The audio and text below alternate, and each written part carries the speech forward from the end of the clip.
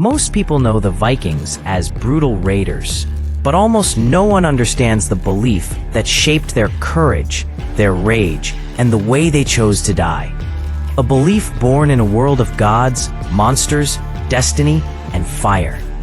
It begins with a hall so massive its roof shines with golden shields, its walls built from spears, and its doors guarded by legends. Valhalla, the Hall of the Slain, a place where warriors feast forever, drink forever, and rise every morning to kill each other again, only to laugh together by nightfall. But Valhalla wasn't heaven. It was a battlefield disguised as paradise, a training ground preparing warriors for the final war at the end of time. To understand why the Vikings feared nothing, you must understand the gods they fought for. At the center of it all stands Odin, the one-eyed god of war, wisdom, and death. A ruler who sacrificed an eye for knowledge, hung himself on the world tree for 9 days to gain power, and sent his ravens across the world to bring him secrets. He didn't just demand bravery, he lived it.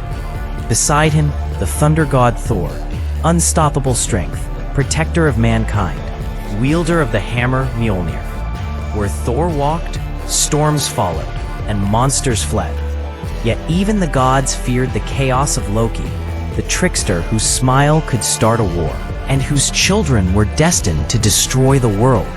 But not all glory belonged to the gods. The Valkyries, immortal warrior maidens, flew over battlefields, choosing who would die and who would rise again in Valhalla. A Viking didn't fight to survive. He fought to be seen, to be chosen, because death in battle wasn't the end, it was the beginning. They believed fate was fixed, written long before birth, which meant running from death was pointless, and facing it was an honor.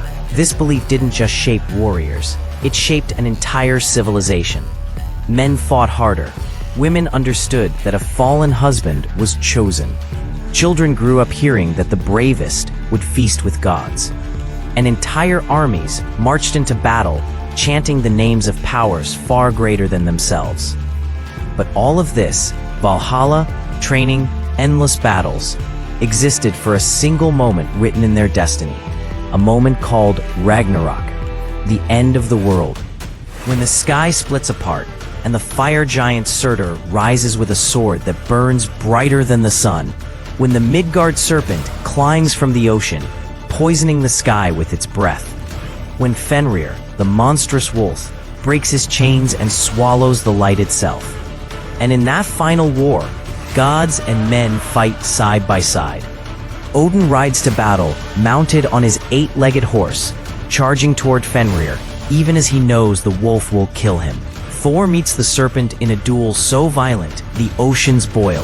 He kills the beast, but takes 9 steps before falling, poisoned by its venom. Loki faces Heimdall, the watchman of the gods, and both strike each other down. Fire covers the sky, mountains crumble, the earth sinks beneath the waves.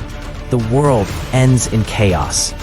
But in the ashes of destruction, something happens the Vikings found, more powerful than fear. Rebirth. A new world rises from the sea. Green, quiet, pure. 2 humans survive and begin the world again. Some gods return, some are lost forever. And the cycle continues. This is why the Vikings feared nothing. This is why they fought like storms wearing human skin. Because they believed they were part of a story bigger than life itself. A story where death was not a defeat, but destiny. And when a warrior believes death is victory, he becomes something far more dangerous than a soldier. He becomes legend.